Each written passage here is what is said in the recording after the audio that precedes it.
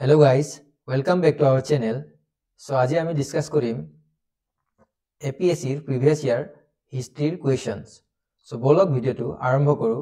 So আজি first কোৱেশ্চনটো হৈছে who was the founder of Pala dynasty?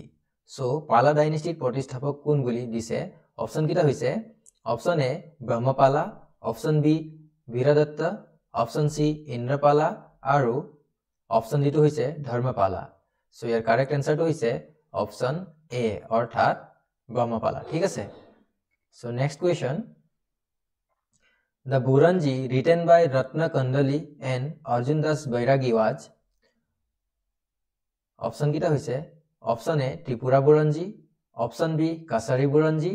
Option C Assam বুৰঞ্জী আৰু অপশন D হৈছে কামৰূপ বুৰঞ্জী সো ইয়াৰ শুদ্ধ উত্তৰটো হৈছে অপশন A অৰ্থাৎ ত্ৰিপুৰা বুৰঞ্জী ঠিক আছে So next question,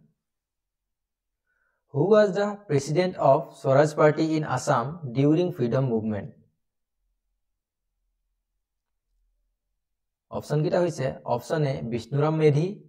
option B Gopinath Bardoloi, option C Tarunram Phukon aru option D hoise Maniram Dewan. So yar shuddha uttortu hoise option C orthat Tarunram Phukon. Okay? So next question sound. Who was the leader of 1857 revolt in Assam? 1857 চনৰ বিদ্ৰোহত অসমত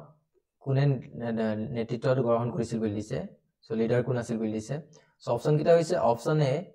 Lachit Borphukan option B Piyoli Barua option C Maniram Dewan আৰু option D হৈছে Kanaklata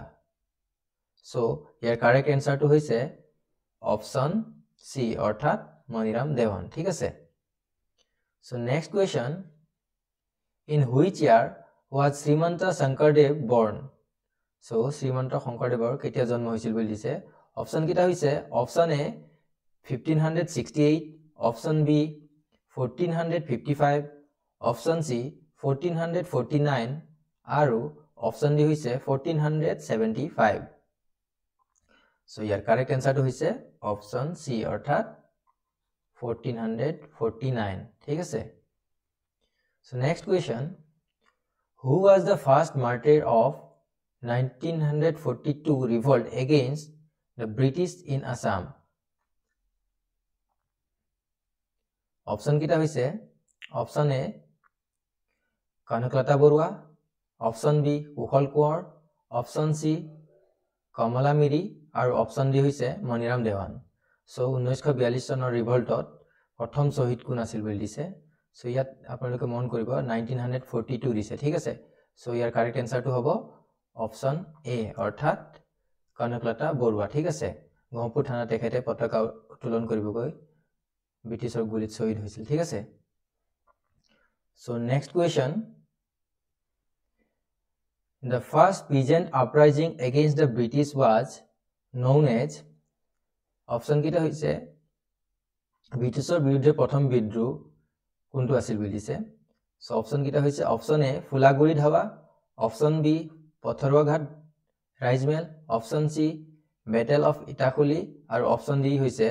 non of the above মানে ওপৰৰ কোনটোই নহয় so ইয়াৰ correct আনসাৰটো হৈছে অপশন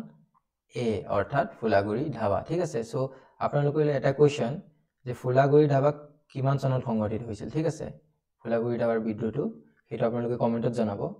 সো নেক্সট কোৱেশ্চন চাও Who organized Mittu Bahini in fighting for India's independence in Assam So option kita hoise option A Chandraprabha Khoikiani option B